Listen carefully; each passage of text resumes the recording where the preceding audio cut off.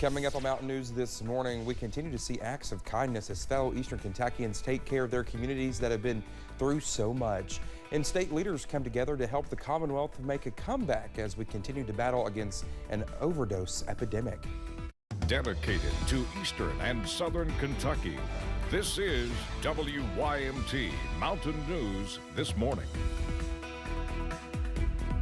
Good morning to you. It's Tuesday. I'm Dakota Makris. Thanks so much for joining us this morning. And let's head over to Brandon for a look at our forecast. A lot to talk about this morning. Obviously, all eyes on Hurricane Ian, but right now, here in Eastern Kentucky, for me, all eyes are on the cold weather. It's just chilly this morning. Chilly. Exactly. I texted you. I said, it's so cold outside, fix it. And you were like, just wait till tomorrow. Listen, exactly right. Just wait till tomorrow because I'm afraid we're going to see some widespread numbers that start with a 3 tomorrow. Not so much today, but still cold out there this morning. Let's start with those temperatures. Some fog, patchy out there, so be careful of that. But we see the temperatures are the big story this morning. 41 Clintwood, Wise, Jonesville. Those will probably drop into the 30s. 150 this morning. Prestonsburg has turned into the hot spot of the region for some reason. We've got 49 Hazard just behind them, 48 Jackson, and everybody else is in the mid to low 40s across our region. So grab the coffee, a little extra to maximum needed depending on how cold your nature is there this morning. Your out the door forecast. We are seeing again fall-like days. Temperatures only in the mid to upper 60s this afternoon. So a cool day after a chilly start, but sunshine will make it feel just a little bit warmer on your skin. Dakota? All right, Brendan, thank you. Well, FEMA announced the deadline to apply for aid following the historic flooding in late July. That's been extended to 1 month to October 28th. Arlo Vicalfi has those details. The deadline to apply for FEMA aid has been extended. Representative Nate Custer says this is great news for people who still need assistance. It gives them an additional 30 days to apply for some FEMA help on a case-by-case basis. Some of these people have been understandably under a lot of stress. This extension will give people who have not applied extra time to do what they need.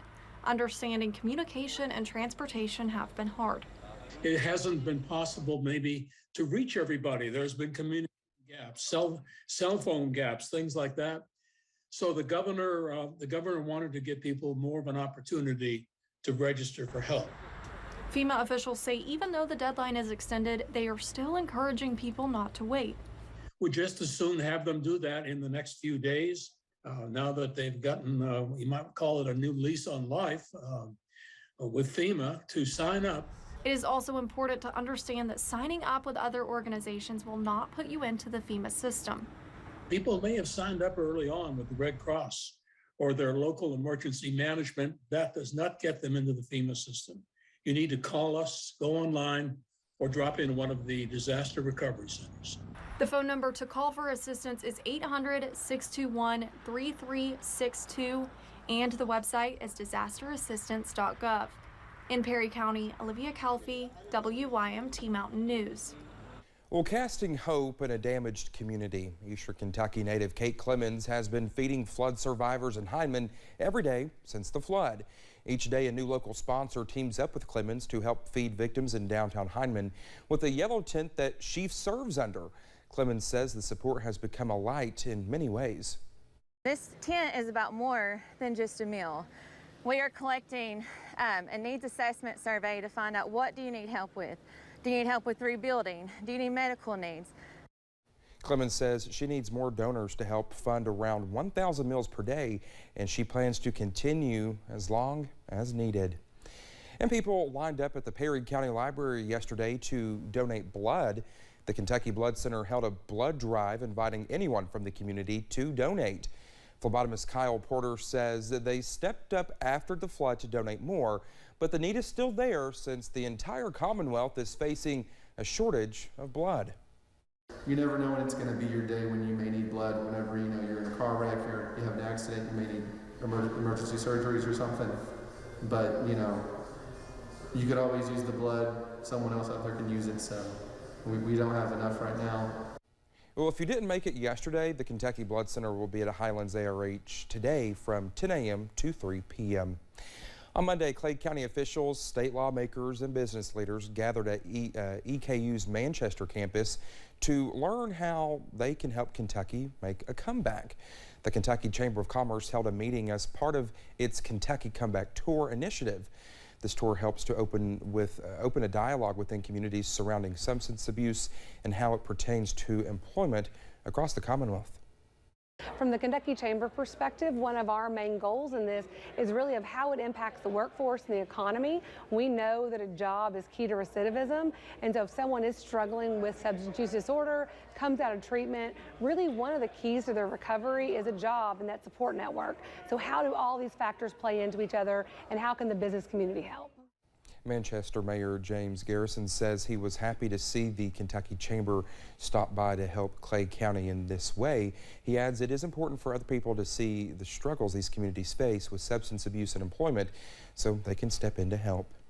Kentucky crews are getting ready to respond to the aftermath of Hurricane Ian. Emergency Disaster Services is already sending crews down south. Matthew Daly of Emergency Disaster Services in Lexington says a 1,000-man team is on their way to southern Georgia, ready to set up base camp before continuing to Florida once Ian arrives. Emergency Disaster Services initially will provide a base camp for those utility workers and other volunteers on the ground. Once they are able to grasp a more firm path of the storm and whether the damage looks to be more flood-related versus wind-related is when they will be able to deploy a longer-term plan of action. What we witnessed as a disaster logistics firm is the most dangerous time is after a storm. It's not necessarily when the storm hits, but it's when people feel the need to start clearing roads and fixing their own personal property. So, you know, everybody should just make way for bucket trucks. Those guys are there to help, obviously, and folks are very welcoming to see, you know, disaster teams to come in and first responders to come and do their work. Well, the team's first mission will be to assist utility companies after the storm before pivoting to assisting FEMA with its needs. Well, thank you so much for getting your chilly Tuesday morning started with us here on Mountain News this morning. When we come back, NASA launches a successful mission that one day may help protect our planet from outer space dangers. We'll have more on that in just a few minutes. The cool and calm pattern continues here in the mountains for a few days, but some changes could be here as we transition from one month into another. I'll have the latest forecast in about 3 minutes.